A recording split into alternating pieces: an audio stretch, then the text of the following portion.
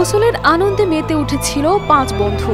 নদীর ধারে তখন ছিল রোদেলা দুপুর, আর ডাকাতিয়া নদীর পানিতে খেলে যাচ্ছিল ঝিলমিল আলো।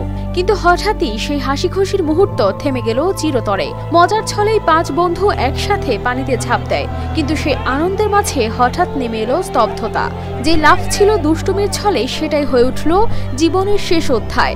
সবার চোখের সামনে 5 বন্ধু লাফ দিলেও নিঃশব্দে নদীর গভীরে হারিয়ে গেল ইয়াসিন।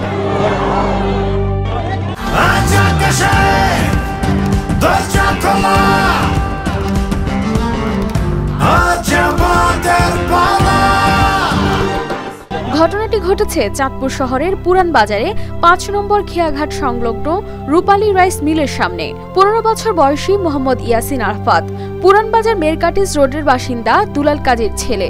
মধুসূদন উচ্চ বিদ্যালয়ের 9ম শ্রেণীর ছাত্র। বন্ধুদের সঙ্গে গোসল করতে গিয়েছিল, আর সেখানেই ঘটল এই অপ্রত্যাশিত দুর্ঘটনা। স্থানীয়রা জানান, লাফ দেওয়ার পর আরাফাত নদী থেকে উঠতে চেয়েছিল ট্রলারের রশি ধরে, কিন্তু ভারসাম্য হারিয়ে সে তলিয়ে যায় পানির গভীরে। বন্ধুরা তখনও বুঝে উঠতে পারেনি কি হলো। যখন বুঝলো, তখন আর কিছুই করার ছিল না। ঘাটে উপস্থিত লোকজন সঙ্গে সঙ্গে খবর দেয় ফায়ার সার্ভিসের 9 ইউনিটে। দ্রুত ঘটনাস্থলে পৌঁছায় ডুবুরি দল। তবে টানা 1 ঘন্টা চেষ্টা চালিয়ে শেষমেশ উদ্ধার করা হয় কিশোর আরাফাতের নিথর দেহ। চোখের সামনে সন্তানকে হারিয়ে ভেঙে পড়েন তার বাবা মা।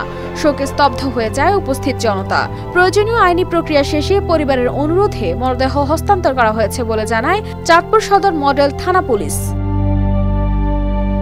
News desk, RTV।